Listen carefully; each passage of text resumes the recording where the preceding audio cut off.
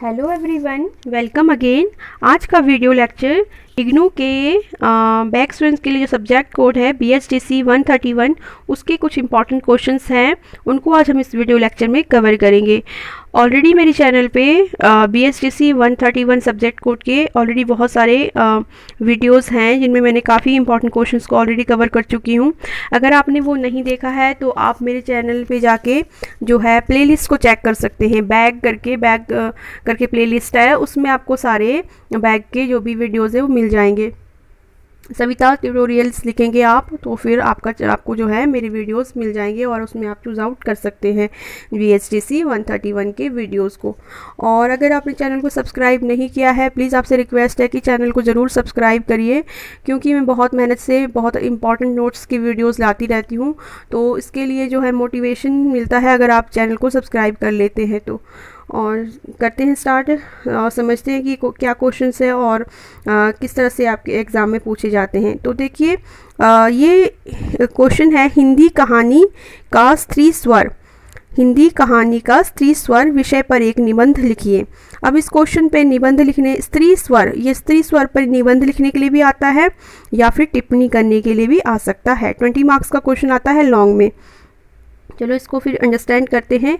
हिंदी साहित्य में उपन्यास लेखन का प्रारंभ ही स्त्री संदर्भ से होता है। तो आप देख सकते हैं कि ठीक है, तो आप ये बात लिख सकते हैं कि हिंदी जो साहित्य में उपन्यास लेखन का प्रारंभ स्त्री संदर्भ से होता है। अब इसमें आपने देना है कि कब ये स्त्री के बारे में बात की। सबसे पहले 1870 में जो गौरी दत्त की देवरानी जेठानी कहानी आई, इसमें स्त्री के बारे में लिखा गया। 1872 में ईश्वरी प्रसाद द्वारा लिखित वामा शिक्षक और पंडित श्रद्धाराम फिलोरी के द्वारा लिखित भाग्यवती, इन सभी उपन्यास और कहानियों में स्त्री जीवन के संदर्भ में बात कही गई। तो आप इसको जो है सेपरेटली नोट करके लर्न कर सकते हैं। 1870 में देवरानी जेठानी गौरी दत्त की, 1872 में ईश्वरी प्रसाद के द्वारा लिखित वामा शिक्षक और 1877 में पंडित श्रद्धाराम फिलोरी के द्वारा लिखित भाग्यवती, ये उपन्यास में सबसे पहले जो है स्त्री के बारे में बात की गई। अब इसके बाद आप देखिए कि भारतेंदु कालखंड से लेकर आज तक सभी उपन्यासकारों ने नारी के शोषण पर और उन पर होने वाले अत्याचारों पर बहुत सारे जो है विचार व्यक्त किए हैं, लेख लिखे हैं। ठीक है, तो भारतेंदु काल से लेकर आज तक सभी उपन्यासकारों ने नारी के शोषण पर, उन पर होने वाले अत्याचारों पर, उनसे रिलेटेड समस्याओं पर काफ़ी जो है अपने विचार व्यक्त किए हैं, काफ़ी लेख लिखे हैं। इस तरह से आप देख सकते हैं। अब देखिए, सबसे पहले आप लिखिए भारतेंदु युग में सबसे पहले जो है उपन्यासकारों का ध्यान गया नारी समस्याओं के बारे में, स्त्रियों की सामाजिक दशा के बारे में, है ना। उनसे रिलेटेड जो समस्याएं थी, जैसे कि सबसे ज़्यादा समस्याएं उस समय थी बाल विवाह की, अनमेल विवाह की, विधवा विवाह की। इन सभी जो है विषयों को जो है इन लेखकों ने जो है अपने विषय बनाए, अपने लेखों का विषय बनाया और इनके बारे में लिखा, स्त्रियों की समस्याओं के बारे में। उसके बाद द्विवेदी युग आया, उसमें अधखिला फूल काफ़ी इंपॉर्टेंट है। अधखिला फूल नाम भी याद रख सकते हैं, अधखिला फूल। इसमें जो है हरिओद ने ये जो है नारी जीवन के बारे में, उनकी समस्याओं के बारे में चित्रण किया है और यह एक सफल उपन्यास है। तो इस तरह से आप लिख सकते हैं अधखिला फूल जो है एक सफल उपन्यास है जिसमें नारी के बारे में, नारी के जीवन के बारे में सफल चित्रण किया गया है। प्रेमचंद के उपन्यासों में स्त्री संदर्भ के अभिव्यक्ति में महत्वपूर्ण बदलाव आया। ठीक है, स्त्री के बारे में जो लिखना है उसमें एक महत्वपूर्ण बदलाव आया। उपन्यासों के संदर्भ में जो लिखना था उसकी अभिव्यक्ति में एक महत्वपूर्ण बदलाव आया। उन्होंने स्त्रियों के शोषण के साथ ही उनकी संघर्षशीलता को उद्घाटित किया। अब देखो, आज तक तो जो लेखक थे वो स्त्री की समस्याओं के बारे में लिखना उन्होंने शुरू किया था। ठीक है, 1972 से 70 से, ठीक है, उन्होंने लिखना 1870-72 से लिखना स्टार्ट किया था। और उसके बाद जब ये आपके प्रेमचंद आए तो प्रेमचंद युग में क्या हुआ, एक महत्वपूर्ण बदलाव लेकर आए प्रेमचंद, और उन्होंने ना सिर्फ उनके शोषण के बारे में बल्कि उनके संघर्ष के बारे में भी लिखना स्टार्ट किया। गगन, निर्मला, ये उनके बहुत ही फेमस जो है प्रसिद्ध उपन्यास है, और ये सब ने ही पढ़े हैं निर्मला के बारे में, गगन के बारे में, तो ये सारे जो है आप लिख सकते हैं। इसके अलावा मुंशी प्रेमचंद ने गोदान में, है ना, गोदान में भी जो है स्त्रियों की समस्याओं से लेकर लिखा है। गोदान मुंशी प्रेमचंद की एक बहुत ही सफल उपन्यास है, और इसमें दो स्त्रियां हैं, धनिया और मालती, जो है स्त्रियों का चित्रण करते हैं। इसके अलावा प्रेमचंद्र उत्तर युग, जैसे प्रेमचंद्र है उसके बाद का युग प्रेमचंद्रोत्तर युग। प्रेमचंद्रोत्तर युग में जिनेंद्र, अब सबसे बड़ा नाम जो उनका आता है इसके बाद के प्रेमचंद्र के बाद के युग में जो है जिनेंद्र का नाम आता है। इनके उपन्यास में स्त्री की पीड़ा को नैतिक और मनोवैज्ञानिक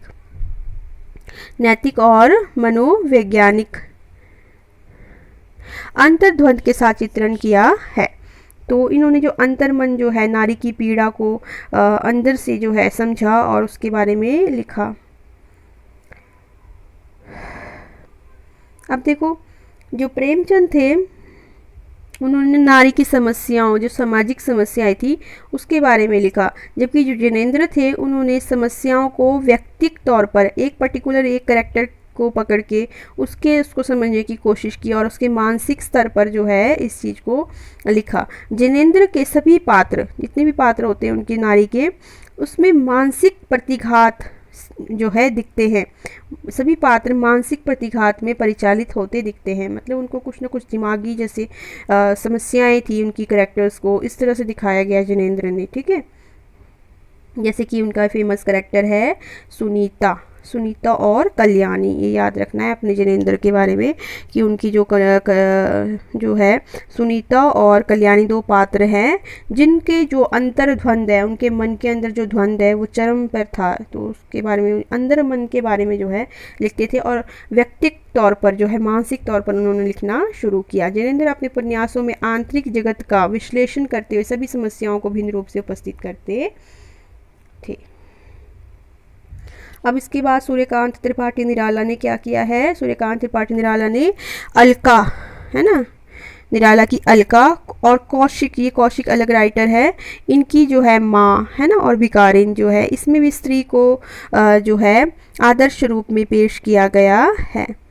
सूर्यकांत त्रिपाठी निराला, ठीक है, काफ़ी फेमस राइटर है। इनका उपन्यास है अलका, ठीक है, और कौशिक की है माँ तथा भिखारिनी। नाम रखना भी इजी है, माँ और भिखारिनी। इसमें उन्होंने स्त्री के बारे में लिखा है।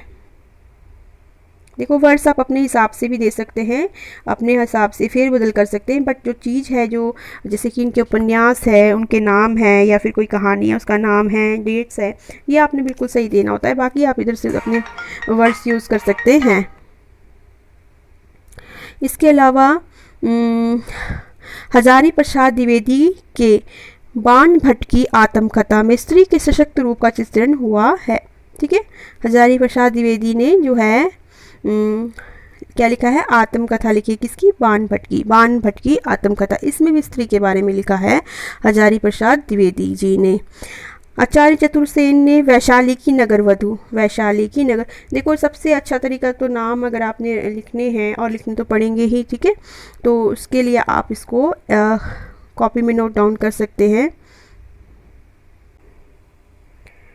नेक्स्ट देखते हैं। इसके अलावा यशपाल का उपन्यास दिव्या, ये भी एक उपन्यास है, और इसमें जो है स्त्री के बारे में, उसके जीवन की विडंबनाओं के बारे में लिखा गया है। दिव्या उपन्यास है, और किसने लिखी है, यशपाल ने लिखी है। इसमें भी स्त्री से जुड़ी जो भी विडंबनाएं हैं उसके बारे में जो ये उपन्यास केंद्रित है।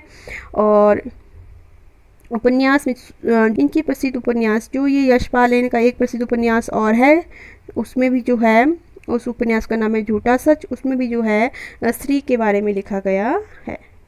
तो स्त्री के जितने भी, कहने का मतलब ये है कि जितने भी उपन्यास उस वक्त लिखे गए जो फेमस थे, जो काफ़ी प्रसिद्ध हुए, उनके बारे में आपने स्त्री जो है के बारे में जो है लिखना है। स्त्री स्वर जो है मेन रहा है ना, मुख्य रूप से रहा। ठीक है, अब नागार्जुन की आप लिख सकते हो कि रतिनाथ की चाची जो है काफ़ी महत्वपूर्ण उपन्यास है जिसमें स्त्रियों की दशा का चित्रण किया गया है। इसके अलावा इन उपन्यासकारों के अलावा महिला उपन्यासकार भी थी, जैसे कि उषा देवी है ना, उषा देवी एक प्रमुख नाम है। जैसे प्रेमचंद युग का टाइम था या उसके बाद का टाइम था, उसमें काफ़ी सक्रिय थी उषा देवी। देश की आज़ादी के बाद जो है भारतीय समाज में स्त्रियों के शोषण और संघर्ष को अनेक लेखिकाओं ने मजबूती से रखा। इसमें उषा प्रेमवदा, कृष्णा सोबती, मंजू भंडारी, ममता कालिया, ये सारे नाम जो है प्रमुख उपन्यासकारों के नाम हैं और उन्होंने स्त्रियों की समस्याओं के बारे में लिखा उस समय। ठीक है, तो ये क्वेश्चन हमारा यहाँ पर होता है कंप्लीट। नेक्स्ट क्वेश्चन देखते हैं। नेक्स्ट क्वेश्चन है, समकालीन कहानी से क्या अभिप्राय है, इसके प्रमुख कहानीकारों पर प्रकाश डालिए। देखो ये क्वेश्चन है, इसको डिफरेंट मैंने सारे क्वेश्चन मैंने एक साथ दे दिए और आप इसमें से मैंने इसके आंसर्स लिखे हुए हैं, तो आप इसमें से देख सकते हैं कि कौन सा क्वेश्चन एग्जाम में आता है, किस तरह से पूछा जाता है, तो उस तरह से उसके आंसर आप लिख सकते हैं। और ये जो है गद्य साहित्य से ज़रूर क्वेश्चन डालते हैं, गद्य साहित्य पर रिलेटेड, जैसे कि कहानियाँ हो गई, उपन्यास हो गए, है ना, इस पर भी जो है क्वेश्चन डेफिनेटली आते हैं एग्जाम में। तो देखते हैं क्या क्वेश्चन है। समकालीन कहानी से क्या अभिप्राय है, इसके प्रमुख कहानीकारों पर प्रकाश डालिए।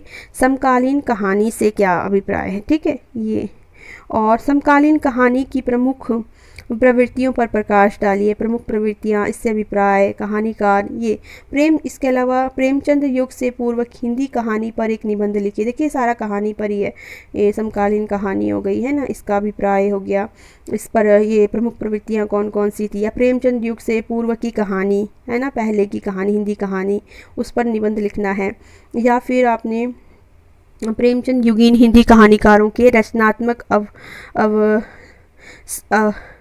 अवदान पर प्रकाश डालिए। इसके अलावा हिंदी कहानी में प्रेमचंद के योगदान पर संक्षिप्त, अब हिंदी कहानी में जो कहानी का है इसमें प्रेमचंद का क्या योगदान रहा है, इस पर संक्षिप्त टिप्पणी दीजिए। इस तरह के क्वेश्चंस आपसे एग्ज़ाम में पूछे जा सकते हैं। और देखिए अब मैंने पहले ये एक छोटा सा ग्राफ दिखाया है जिससे कि कहानी का आपको पता चले कि कहानी कितने सेक्शन में डिवाइडेड है। तो कहानी जो है मेनली यहाँ पर देखिए 4 सेक्शन में डिवाइडेड है आपके। सबसे पहले आपका आता है प्रेमचंद पूर्व कहानी। प्रेमचंद पूर्व कहानी, प्रेमचंद से पहले, जो मुंशी प्रेमचंद है उनसे पहले की कहानियाँ, ठीक है। उसके बाद प्रेमचंद युगीन कहानी, जो प्रेमचंद के समय पर लिखी गई, और प्रेमचंदोत्तर कहानी, प्रेमचंद के पश्चात जो कहानियाँ लिखी गई, ये सबको एक उसमें डाला गया है, ठीक है। और उसके बाद जो लास्ट में आजकल की कहानी, नई कहानी, उनका नाम लिया गया है नई कहानी। तो ये सारा का सारा हम समकालीन कहानी में प्रेमचंद जो ये प्रेमचंद युगीन कहानी है, इनके साथ और कौन कौन से थे उसमें आएगा ये समकालीन वाला। तो देखते हैं कि किस तरह से हम बनाते हैं इसको। सबसे पहले तो आप अगर कहानी का अभिप्राय या उससे कुछ भी थोड़ा सा सेक्शन में शुरू में दे सकते हो, तो उसमें लिख सकते हो कि अगर कहानी शब्द से कहानी का अर्थ लिया जाए तो कहानी जो है रानी केतकी की कहानी हिंदी की सर्वप्रथम कहानी मानी जानी चाहिए। अगर सिर्फ कहानी देखा जाए कि कहानी है ना, तो सबसे पहले जो हिंदी कहानी लिखी गई थी वो थी रानी केतकी की कहानी, और इम्पॉर्टेंट भी है और हम इसको याद भी रख सकते हैं बड़ी आसानी से। परंतु इस कहानी में इसको इसलिए नहीं लिया जाता है पहली कहानी, क्योंकि इसमें ये था कि कहानी के अलावा जो है और कोई भी तत्व, जो कहानी के गुण होते हैं ना, एक कहानी में बहुत सारी चीज़ें लिखी जाती है, तो इसमें सिर्फ कथा को छोड़कर और कहानी के अन्य तत्वों की कमी थी, ठीक है। हिंदी कहानी का जो विकास है, जो असली में इसका जो दौर चलता है, वो 1900 से 1915 से शुरू था, ठीक है, ये टाइम था। तो इसमें हम शुरू में ये दे सकते हैं। अब सबसे पहले हम देते हैं प्रेमचंद पूर्व कहानी, मतलब प्रेमचंद से पहले की जो कहानियाँ लिखी गई थी उसमें। तो हिंदी में सर्वप्रथम कहानी लाने का श्रेय सरस्वती मासिक पत्रिका को जाता है। देखो आप अगर इसको डिटेल से स्टडी करोगे बुक में भी आपका सारा का सारा है। सरस्वती नाम की मासिक पत्रिका थी, इसको सर्वप्रथम कहानी लिखने का श्रेय जाता है। ठीक है, इसने सबसे पहले शुरू की कहानी लिखना, और इसमें सबसे पहले किशोरी गोस्वामी की कहानी आई इंदुमती। ठीक है, पत्रिका थी ये सरस्वती, जैसे कि पत्रिकाएं छपती है, मासिक पत्रिकाएं, हफ्ते में साप्ताहिक पत्रिकाएं, डेली पत्रिकाएं, तो ये मासिक पत्रिका थी सरस्वती। ठीक है, ये प्रकाशित होती थी। इसमें जो लेखक थे किशोरी गोस्वामी, उनकी कहानी आई थी इंदुमती। ठीक है, और इसके अलावा ये सबसे पहली कहानी मानी जाती है। और इसके अलावा बहुत सारी कहानियाँ और भी आई, जैसे कि भगवान दास की, ये भगवान दास लेखक थे, इनकी आई प्लेग की चुड़ैल। इसके अलावा रामचंद्र शुक्ला की आई 11 वर्ष का समय, और वाजपेयी जो लेखक थे इनकी आई पंडित और पंडितानी। ये कहानियाँ जो है शुरू में आई थी, काफ़ी पहले 1900 का टाइम था उस समय लिखी गई थी, और ये पहली कहानियाँ थी प्रेमचंद से पहले के टाइम की। अब इसमें इंदुमती, ठीक है, इंदुमती 11 वर्ष का समय और ये जो कहानियाँ थी 11 वर्ष का समय और इंदुमती, ठीक है, ये काफ़ी जो है मौलिक कहानियाँ, शुरू की कहानियाँ मानी जाती थी, और हिंदी साहित्य में काफ़ी जो है प्रसिद्ध हुई थी। इसके पश्चात जो है प्रसाद लेखक है, देखो इन्होंने इंदु नामक पत्रिका आरंभ की। पहले वाली पत्रिका थी मासिक पत्रिका, ठीक है, सरस्वती मासिक पत्रिका, और बाद में आपकी पत्रिका आई जो कि इंदु नामक थी, जो कि प्रसाद ने शुरू की, इंदु नामक पत्रिका। इसमें उन्होंने हिंदी कहानी के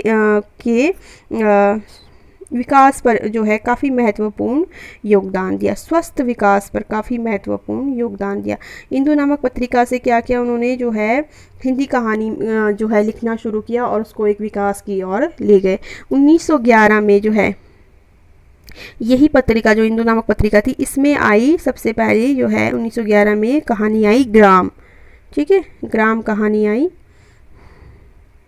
और इसके पश्चात आई आपकी आकाशद्वीप, आंधी, इंद्रजाल, स्वर्ग के खंडर आदि। ये जो है काफ़ी अमूल्य निधि मानी जाती है कहानियों के हिसाब से, और ये सारी कहानी आपकी प्रेमचंद्र से पहले युग की थी। अब देखो प्रेमचंद युग में प्रेमचंद के इस क्षेत्र में आने से हिंदी कहानी साहित्य में एक अपूर्व परिवर्तन आया।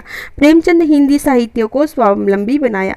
अब देखो जब से हिंदी कहानी पहले भी लिखी गई, परंतु प्रेमचंद के बाद जो है काफ़ी परिवर्तन आया कहानियाँ लिखने में, और इन्होंने जो साहित्य था हिंदी साहित्य, इसको स्वावलंबी बनाया। स्वावलंबी मतलब स्वयं पर निर्भर, आत्मनिर्भर बनाया। ठीक है, पहले जो ये कहानियाँ उपन्यास लिखे जाते थे ये दूसरी भाषाओं से लिए जाते थे, उससे इन्फ्लुएंस होकर लिखा जाता था, बट प्रेमचंद्र ने इसको अपने उस हिसाब से चलाया, और मतलब इसमें इसको स्वतंत्र बनाया एक तरह से। ठीक है, उनके सामने कहानी के, अब जब वो लिखना स्टार्ट किया तो उनके पास काफ़ी समस्याएं हैं शुरू में, तो उनके सामने तो एक तो कला के रूप और वस्तु दोनों की समस्याएं थी, और उन्होंने हिंदी साहित्य के जो रचना थी, इस कहानी रचना का फिर उसके लिए क्या, जैसे समस्या आई ना उनके पास, तो उन्होंने क्या किया, पहले कहानी रचनाओं का अध्ययन किया। दूसरे जो कहानी थे विभिन्न साहित्य, जैसे कि और भाषाएं थी, जैसे बंगला भाषा है ना, कोई और भाषा थी, तो उन कहानियों का पहले उन्होंने अध्ययन किया और देखा कि हिंदी में क्यों क्या समस्याएँ हैं, तो उनको दूर करने की कोशिश की उन्होंने। तो पहले खुद शिक्षा ली उन्होंने, अध्ययन किया, और उसके बाद जो है अपनी कहानी का के लिए शिल्प का निर्माण किया तथा उसे विकास के चरम तक पहुंचाया। उन्होंने कहानी के द्वारा मूक और दीनहीन किसानों और मजदूरों का प्रतिनिधित्व किया। तो अपनी कहानियों में वो मूक जो मतलब जो बोल नहीं सकते थे ना, ऐसे दीनहीन किसान जिनकी जो मतलब अपनी पीड़ा को किसी को कह नहीं सकते थे, उनकी आवाज़ बने एक तरह से, वो उनके बारे में उन्होंने लिखा, मजदूरों के बारे में, किसानों के बारे में उन्होंने अपनी कहानी के द्वारा लिखना शुरू किया, जो कि लोगों को बहुत ज़्यादा पसंद आया। ठीक है, अब उनकी कहानियाँ कौन कौन सी थी जो कि इतनी प्रसिद्ध हुई, जिसने हिंदी उसका स्वरूप ही बदल दिया, तो कहानी थी कामना तरु। आत्मा, राम, कफन, पूस की रात, शतरंज के खिलाड़ी, घर की बेटी, ये उनकी सर्वश्रेष्ठ कहानियाँ हैं। और आपको पता है कि हमने भी इनसे बहुत ज़्यादा कहानियाँ ऑलरेडी पढ़ी हुई है, जो कि काफ़ी फेमस कहानी है। कफन, आत्मा, राम, पूस की एक रात, इस सिलेबस में भी आते हैं कहानियाँ। तो ये जो है प्रेमचंद्र की जो है काफ़ी फेमस कहानियाँ हैं, और हिंदी जो है प्रेमचंद को पाकर गौरवान्वित हुई है। ठीक है। इसके अलावा समकालीन प्रमुख कहानी और कहानीकार। समकालीन मतलब जो उस समय और भी राइटर थे प्रेमचंद के समय, जो लेखक थे वो लिख रहे थे, तो कौन कौन थे? एक तो प्रेमचंद कालीन प्रमुख कहानीकार थे कौशिक, ठीक है, और दूसरे थे सुदर्शन। ये जो उनके समय पे ही लिख रहे थे, प्रेमचंद ऑलरेडी बहुत ज़्यादा प्रसिद्ध थे, उनके समय पे उनके समकालीन कहानीकार थे। और इस पर एक सेपरेटली क्वेश्चन बनता है, समकालीन प्रमुख कहानीकार और उनकी कहानियाँ, इस तरह से एक सेपरेट क्वेश्चन बनता है इस पर। ठीक है, तो ये सबसे पहले जो कहानीकार थे कौशिक थे और सुदर्शन, ये दो कहानीकार थे, दोनों प्रेमचंद की परंपरा के कहानीकार माने जाते। प्रेमचंद की परंपरा को इन्होंने फॉलो किया था।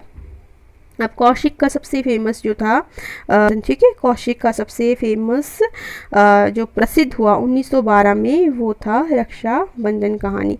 इन्होंने अपनी कहानियों में दहेज, बाल विवाह, प्रदा प्रथा जैसी जो समस्याएं थी, है ना, इनका चित्रण किया अपनी कहानियों में। इसके अलावा ताई और ताऊ, है ना, इनकी प्रसिद्ध कहानी है रक्षाबंधन, और ताऊ और ताई और पगली। ठीक है, ताई और पगली और रक्षाबंधन कौशिक की जो है फेमस कहानियाँ है। अपनी कहानियों में सुदर्शन ने भी पारिवारिक जीवन को चित्रित किया है। अब सुदर्शन ने भी अपनी कहानियों में पारिवारिक जीवन को चित्रित किया है, जैसे कि सुदर्शन की लोकप्रिय कहानियाँ थी हार और जीत, हार की जीत, कवि की स्त्री, हार की जीत, कवि की स्त्री, ये कहानियाँ आपने रट लेनी है सीधे। प्रसाद परंपरा के कहानीकार शास्त्री, रामकृष्ण दास तथा व्यास थे। अब इसके अलावा कहानीकार उग्र, 1923 में इन्होंने, उग्र ने लिखा था, इनकी कहानी थी चिंगारियाँ, काफ़ी फेमस हुई थी चिंगारियाँ, उग्र की थी ये।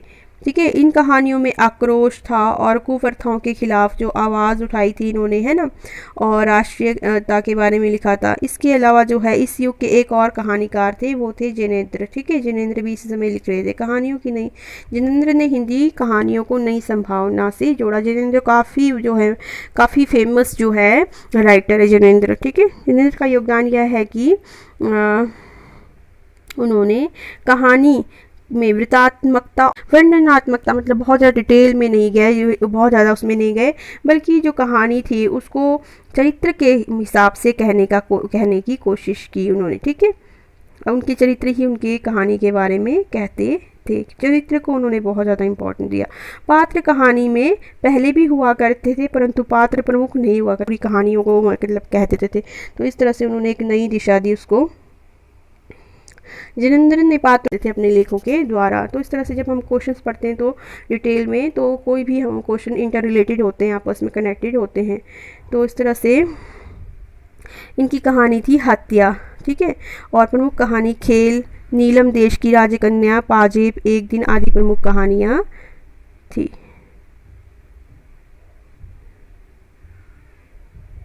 तो यही क्वेश्चंस थे जो कि हमने अभी कवर किए हैं। कोई भी डाउट हो क्वेश्चंस में तो आप मुझसे कमेंट बॉक्स में पूछ सकते हैं। Thank you.